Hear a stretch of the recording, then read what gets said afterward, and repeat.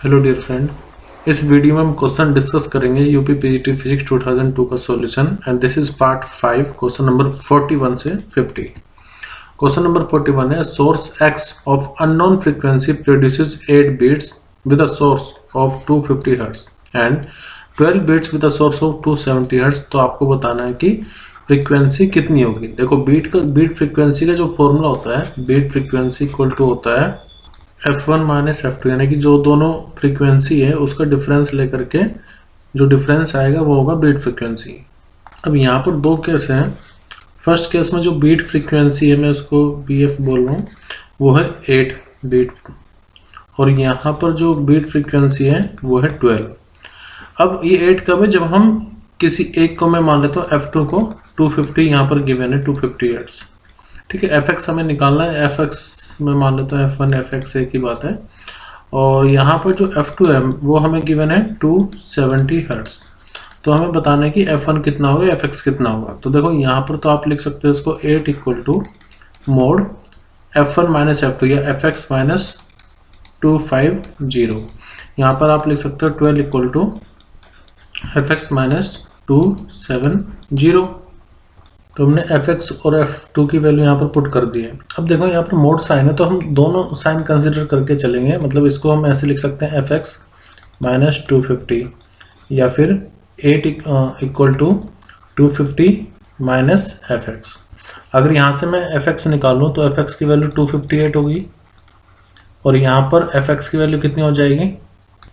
ये 250 में से 8 माइनस करना होगा मैं, तो 242। अब ऐसे ही हम यहाँ पर करेंगे 12 इक्वल टू किसके हो जाए, fx माइनस 270 या फिर 12 इक्वल टू 270 माइनस fx। अब यहाँ से fx की वैल्यू कितनी आ जाएगी, 270 प्लस 12 यानी कि 282, और यहाँ से fx की वैल्यू कितनी आएगी, 270 में से 12 माइनस कर दीजिए, यह आएगा 258। एक्चुअली ऑप्शन में दोनों है, 258 भी है 282 भी है, लेकिन हम जो दोनों में कॉमन आ रहा है ना 258, उसको करेक्ट आंसर चूज करेंगे। तो आंसर करेक्ट होगा ऑप्शन फर्स्ट। नेक्स्ट क्वेश्चन है if the vibration of string to be increase by factor of 2, यानी कि हमें फ्रीक्वेंसी डबल करनी है तो टेंशन कितनी करनी पड़ेगी। तो देखो फ्रीक्वेंसी का फॉर्मूला होता है 1/2√T/m। यहाँ पर L आएगा और M होता है मास पर यूनिट लेंथ। तो ये देखो कि फ्रीक्वेंसी टेंशन पर कैसे डिपेंड करे, तो फ्रीक्वेंसी डिपेंड कर रही है टेंशन पर रूट से। अब फ्रीक्वेंसी को अगर डबल करना है तो टेंशन कितनी होगी, तो F डैश कितना हो जाएगा, F डैश हो जाएगा √T डैश, और यहाँ पर F को, चलो मैं यहाँ पर कोई कांस्टेंट K मान लेता हूँ, ये √T। ठीक है, F डैश किसके बराबर होगी, F डैश बराबर होगी 2F के, तो K √T डैश। इसको आप F की वैल्यू क्या लिख सकते हैं आप, K √T equal to K √T dash. K से K हटाओ तो अब स्क्वायर कर देते हैं दोनों तरफ, यानी कि 2 2 4 T equal to T dash.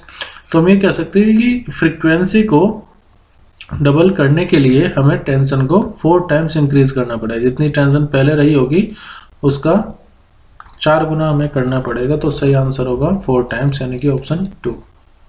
Next question है क्वालिटी ऑफ म्यूजिकल साउंड किस पर डिपेंड करती है, तो डिपेंड करती है नंबर ऑफ हार्मोनिक्स पर।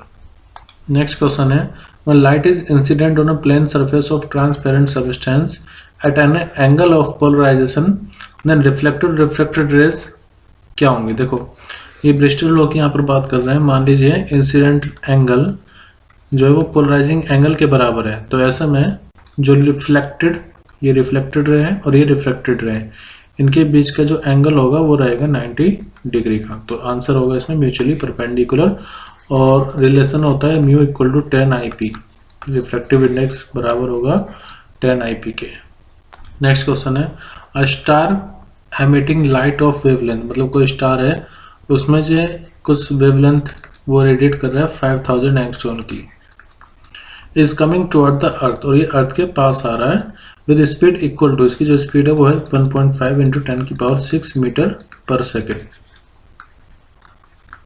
The change in the wavelength of the radiation received on the earth will be, अभी जब पास आ रहा होगा तो इसकी वेवलेंथ में कुछ चेंज आएगा, यानी कि वो जो चेंज इन वेवलेंथ है वो हमें डिटरमाइन करना है, वो फाइंड करना है।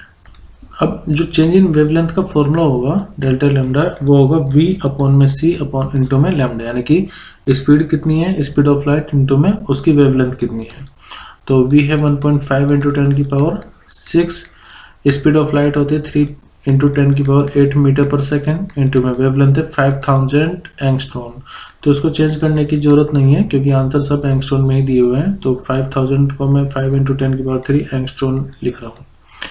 अब देखिए यहाँ पर आप इसको लिख सकते हैं 0.5, 5 से 15 होता है और 5 5 से 25, तो 0.25 यहाँ पर 5 25 2.5 कह सकते हैं इसको। ये रहेगा 2.5 इंटू में 10 की पावर 6 और 3 9, तो यहाँ पर 9, और देखो ये 8 है, 8 में से यहाँ पर ये ऊपर जाएगा तो माइनस पावर हो जाएगी, तो 2.5 इंटू में 10 बचेगा, जिसको आप 25 एंगस्ट्रॉन भी लिख सकते हैं। तो सही आंसर होगा ऑप्शन 4। 46 है, after how much time a body will come to rest, मतलब रेस्ट पर आ रहे तो इसकी स्पीड 0 हो जाएगी।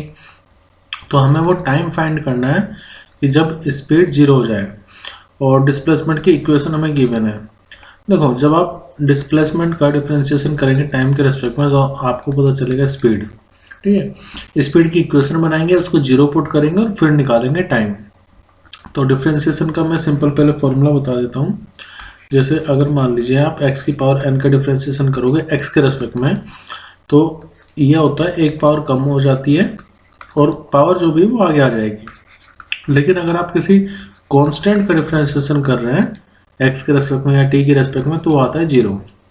फिलहाल हमारे पास जो इक्वेशन है उसको लिखते हैं, जिसका हमें डिफरेंशिएशन करना वो है -2/3 t का स्क्वायर प्लस 16t प्लस 2।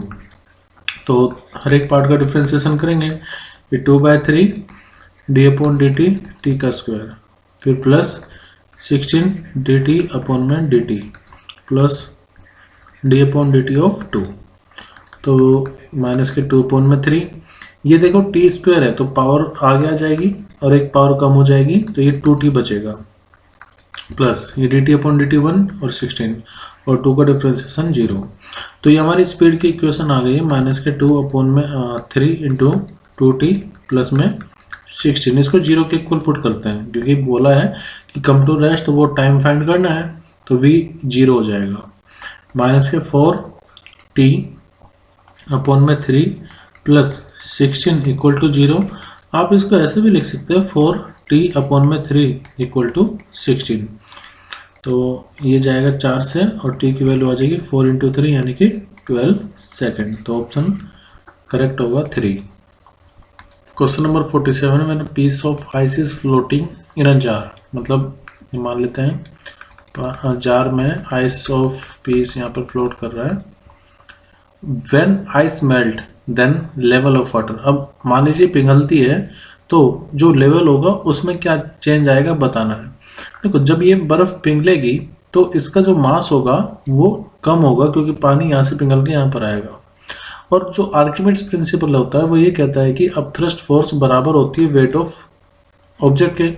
अब क्योंकि मास कम हो रहा है तो वेट भी कम होगा, तो वेट कम होगा तो अपथ्रस्ट फोर्स भी कम होगी उस पर। तो वेट और अपथ्रस्ट फोर्स हमेशा इक्वल रहेंगे, इसलिए जो लेवल होगा वाटर का इट विल नॉट चेंज, यानी कि ऑप्शन 3 यहाँ पर सही होगा according to Archimedes principle. Question number 48 है, when a soap bubble is given a charge, यानी कि अगर आप मान लीजिए कोई सोप बबल है उस पर चार्ज आप दे रहे हैं तो क्या होगा। तो देखो मान लेते हैं एग्जांपल के लिए मैं इस पर पॉजिटिव चार्ज दे रहा हूँ। जब पॉजिटिव चार्ज दूंगा तो आयनिक सिमिलरिटी की वजह से ये दोनों मतलब कोई भी चार्ज आपस में दूर जाने की कोशिश करेंगे क्योंकि रिपल्सन होगा। उस रिपल्सन की वजह से यहाँ पर ये जो मैं इसको ये कह सकता हूँ कि बाहर की तरफ एक रिपल्सिव फोर्स इस पर लगेगी। रिपल्सिव फोर्स मतलब दो चार्ज पार्टिकल के बीच में लग रही होगी, रिपल्सन हो रहा है जब चार्ज सेम है। अब इसी की वजह से ये जो बबल होगा it will try to expand, तो यहाँ पर सही आंसर होगा इट एक्सपेंड, यानी कि option 2। Question number 49, the potential on the surface of a sphere of radius, radius है यहाँ पर 5 सेंटीमीटर और सरफेस पर जो पोटेंशियल है वो आपको दिया हुआ 10 वोल्ट। उसके सेंटर पर पोटेंशियल कितना होगा ये आपको बताना है। देखो अगर हम स्फेरिकल सरफेस की बात करें, मतलब स्फेयर की बात करें, तो आउटसाइड जो पोटेंशियल का फॉर्मूला होगा वो इन्वर्सली 1/r पर डिपेंड करता है। ये कह लो कि आउटसाइड के लिए फॉर्मूला हो जाता है k3/में r, जबकि सरफेस पर यही स्मॉल r चेंज हो जाता है जो भी रेडियस है स्फेयर का, यानी कि कैपिटल R में इसका रेडियस बोल देता हूँ, लेट से कैपिटल R का इसका रेडियस, और सरफेस से लेकर के सेंटर तक ये इक्विपोटेंशियल सरफेस की तरह बिहेव करता है। तो जो पोटेंशियल सरफेस पर होगा वही सेंटर पर भी होगा, तो इसलिए यहाँ पर सही आंसर होगा ऑप्शन 2 10 वोल्ट। अंदर कांस्टेंट पोटेंशियल रहता है। क्वेश्चन नंबर 58, कोई इक्विलेटरल ट्रायंगल है ABC। Triangle A, charge Q is placed at each corner, सभी पर चार्ज Q रखा हुआ है, पॉजिटिव चार्जेस सभी पर। आपको बताना है कि सेंट्रोइड पॉइंट पर इलेक्ट्रिक फील्ड इंटेंसिटी कितनी होगी। देखो पहले मैं कंसेप्ट आपको बता देता हूँ। पॉइंट ये कि for any n sided polygon if equal charge या mass present at each corner then the electric field intensity, charge के केस में, मास के केस में ग्रेविटेशनल फील्ड इंटेंसिटी 0 रहेगी। मतलब कि चाहे आप ट्रायंगल लो, ठीक है, और उस पर चार्ज रखो या मास रखो, सेंटर पर इलेक्ट्रिक फील्ड इंटेंसिटी यहाँ पर 0 ही रहेगी। और यहाँ पर बात करो तो यहाँ पर जो इंटेंसिटी ऑफ ग्रेविटेशन फील्ड है वो 0 रहेगी। ऐसे आप अगर मान लीजिए स्क्वायर ले रहे हैं, स्क्वायर पर सभी कॉर्नर पर इक्वल चार्ज रख दिया तो सेंटर पर इलेक्ट्रिक फील्ड 0 रहेगी। और अगर कोई दूसरा कैपिटल Q चार्ज आप सेंटर पर रख रहे हो ना, तो इलेक्ट्रिक फील्ड तो नेट 0 होगी ही होगी इन चारों चार्ज की वजह से। साथ ही साथ जो सेंटर पे चार्ज रखा हुआ है उस पर भी फोर्स रहेगी 0। ऐसे अगर आप यहाँ पे सेंट्रोइड पर कोई चार्ज रखोगे तो उसकी मतलब उस पर लगने वाली फोर्स इन तीनों की वजह से 0 रहेगी, क्योंकि इलेक्ट्रिक फील्ड 0 है। यही बात आप मास के लिए भी कर सकते हैं। अगर मास आपने स्क्वायर में इस तरह से रखे हैं तो सेंटर पर नेट ग्रेविटेशनल फील्ड इंटेंसिटी कितनी होगी 0। और अगर आप सेंटर पर कितना भी अमाउंट का चार्ज रख दो, सॉरी कितने भी अमाउंट का मास रख दो, उस पर लगने वाली फोर्स 0 ही रहेगी। तो फिलहाल यहाँ पर करेक्ट आंसर होगा ऑप्शन 1 0। अगर आप इक्विलेटरल ट्रायंगल के हर एक कॉर्नर पर इक्वल अमाउंट का चार्ज रख रहे हो तो सेंट्रोइड पर इलेक्ट्रिक फील्ड इंटेंसिटी 0 होगी। मैं आशा करता हूँ कि जितने भी क्वेश्चन हमने इस पार्ट में डिस्कस किए हैं वो सब आपको क्लियर हुए होंगे। अगर फिर भी कोई डाउट है तो आप मुझे कमेंट करके अपना डाउट पूछ सकते हैं। और अगर आपको सब कुछ समझ में आ गया है, सब कुछ क्लियर है और कुछ नया सीखा है तो लाइक करके मुझे ज़रूर बताएं। Thank you everyone, bye and take care.